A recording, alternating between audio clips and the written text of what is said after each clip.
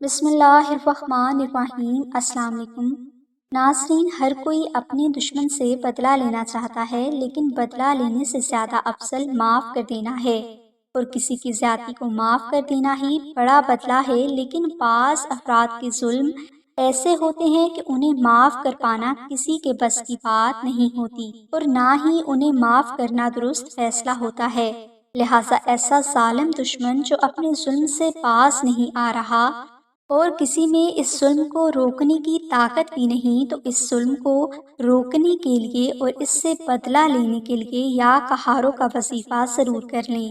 اگر کوئی بھائی یا بہن کسی ظالم دشمن سے بدلہ لینا چاہتے ہیں تو وہ جمعرات کی رات عشاء کی نماز ادا کرنے کے بعد اول و آخر 10 مرتبہ درود پاک ورد کریں، اور درمیان میں آپ جتنا زیادہ سے زیادہ ہو سکے یا قہاروں ورد کریں۔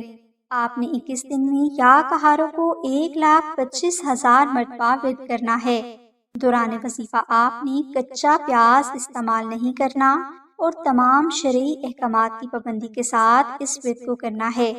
انشاءاللہ 21 دن کے بعد کسی بھی وقت اللہ کی ذات ظالم کو اس کے انجام تک پہنچا دیں گے۔